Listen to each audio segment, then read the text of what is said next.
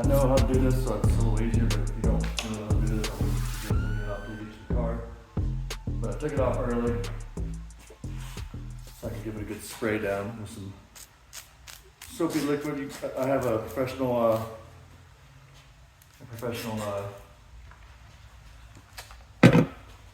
additive here that I use, but 90% of you guys are going to have like soapy water, readily available. So you're going to take these corners and put them right at the edges. I'm using a vinyl glove, which you can get off Amazon if you really want to be particular, but that just allows me to kind of smash it in without wrinkling it once I start using the heat gun. Anyways, once you get those right at that corner, check both corners, make sure they're aligned. This one's a little off, so you're going to lift it up when it's still wet. Hold the area that's not off, like down here at the end I'm on, so I'm going to leave that on there, and I'm going to lift it up just a little bit. And take into account that it's going to fold in a little bit because it's going to come, curvature to it, so you don't want to put it too low because it'll push right back down and unalign itself, which I just did. So bring it down a little bit. This isn't meant to be like right to the edge. It's meant to be a little inwards on the top and the bottom to give it some, be able to combat like dust and grime that you get, so it won't be completely like always under your decal. Once you get where you want, I suggest wiping the area to get any excess off of your soapy water or whatever solution you're using. If you're using the professional decal solution like I'm using. So pretty much just kind of rub that in. Make sure you're not putting any pressure on it so you don't move the actual overlay. And then once you get it where you want it, get that towel, make sure you have the dry side available readily for the next part. You're going to take a heat gun. In most people's cases, a hair dryer. I have a professional heat gun. Well, it's Harbor Freight, but it's like the top of the line one. It has adjustable, a dial, so you can adjust. I keep mine on high because I know how to use it, but people that have a heat gun that don't, if it's adjustable, I would suggest go about medium, midway, somewhere on there. So you're going to heat it up first, test it with your hand, make sure you can feel it and how hot it is. And it also gives you an idea of how hot it is, so you can learn to appreciate the heat coming out, so you're not going to melt. You don't want to stop any time at all with the heat gun. Hair dryer won't really hurt your stuff. Your plastic, but if you're using a heat gun like this, you can easily. So I'm gonna go up and down. You can easily melt your plastic, burn your paint. Bunch of really not fun stuff. So I'm gonna go up and down with this squeegee with a felt tip on it. You can use a credit card with a piece of microfiber, glued to it or wrapped around it. You can whatever you feel necessary. Then I'm gonna take my glove and kind of go along here and push out. I'm using this vinyl application glove because it doesn't leave scratches. Same as having a felt tip squeegee, but a little softer. And it allows you to get in those cracks in those areas that you can't normally get in there with. Because of the squeegees are just straight edged and you can't feel with them, so you don't know what you're actually pushing on or not pushing on. So we're gonna use the squeegees for like the fine tuning, getting those, because these lights have an indentation, if you can tell right here, around all the tail lights, and all my covers are meant to be pushed into this one. This one I actually just left it flat because I thought it would look better, but best to be heated in so that way it's got the full adhesion. So you have to heat this thing a few times until you get all the liquid out, dry it out, before it can start adhering, really well. You'll see little bubbles pop up when you get the heat on it. That means there's still liquid under there, so you want to go ahead and keep pushing that out until there's no liquid left.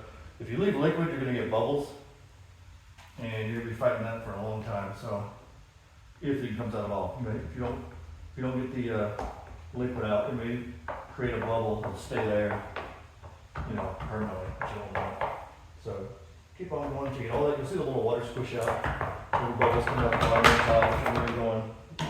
I'm going to use the towel again because I like the towel because it helps me push it out, and it also soaks up the water as it comes out. Now this one, the end down there is getting a little bit of an issue because it didn't have as much liquid under, so it's a little too much liquid under, so let's keep on lifting up. So you want to hit those special areas that want to be a little, cranky, and get them out of the way early so you don't have that liquid just sitting in there. Looks like I've only got a little bit left in the center, so I'm going to go ahead and just push that out with a rag again. There's no reason to use a squeegee now that it's really well adhered. And the cool thing with this is you can overlay this with the VTech Turbo decal that I sell in my store, You know, you get like a matte black or a gloss black ones that wouldn't really show up until you put your brake light on, which is kind of cool, you know, a little snazzy. So I'm gonna keep on heating this, and I'm gonna keep on touching that top edge, just to get the water out, push it out to the edges. But right now, I'm focusing on getting everything out of that center concave area without overheating, once again, you know, anything. So moving really quickly if it's on high, moving a little slower if you have a heat gun, you know, that's on high, because heat guns the hair dryer, because hair dryers are meant to, you know, use on your head, so they're not gonna burn your plastic. You have to hold it on there forever, getting the burnt plastic. Anyway, so now I'm gonna go over there. The top one doesn't have indentation. The indentation comes from here, from the side. You can put your fingernail like lightly in it and feel it, and then it comes down and over. So if you really want it to be perfect, keep heating it and then keep pressing the indentation in. With something soft like your thumbnail with a rag over it, or a glove like this. Even a winter glove would work, as long as it's a soft felt winter glove, not anything, you know, that's going to grip or grab. Because if you use a wool glove or anything with like polyester, it's going to grab that vinyl and rip it or wrinkle it, and that's something you don't want. So, and there you go. So it's going to be, if you line it perfectly, it'll pretty much be perfect. You might have to roll an edge over if you get it off alignment just a slight bit, but that's no big deal. It'll disappear and be invisible once you heat it in anyway, so it'll just kind of, you know, blend over to that little edge. So there we go. So now that's actually blended out. And I'm going to, it looks like I got all that. I'm going to touch the top again when it's warm. Good thing is just to warm it up. Don't try to like do anything while you're heating. Just get it nice and warm. It'll soften up that vinyl really well. I like to see these bubbles. And like right here, I can still see there's a little bit of liquid under this. So I'm going to take the squeegee and just push it out.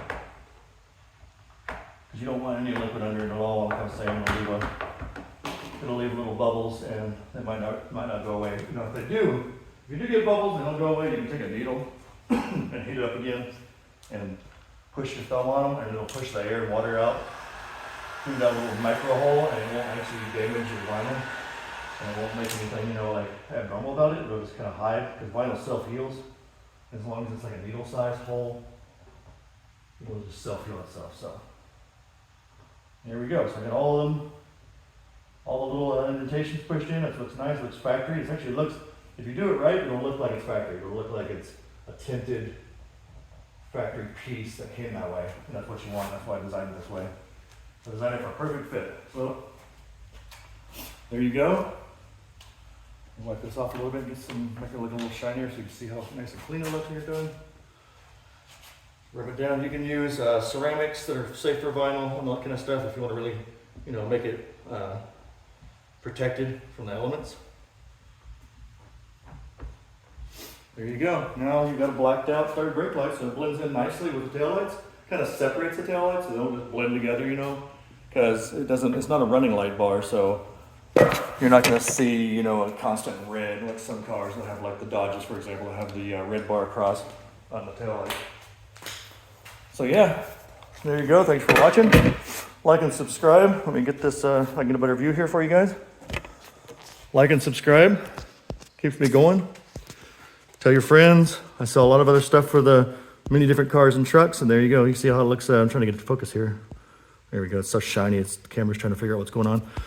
So if you do it right, you'll see there, the indentations look just like the factory ones. They'll blend right in. And when you stand back, you'll see how good that looks. It just really dresses up the car. Really, I mean, my dark overlay tints for the rear and those little reflectors right down here, and then these up here for the taillights really make a difference. If you buy my kit, you get this corner, this one, this piece right here in this corner, and then you get both of these little lower reflectors for the rear, and I also make them for the front. So, yep, appreciate it. Thanks for watching. Like and subscribe, like I said. Keeps me going, and have a good one.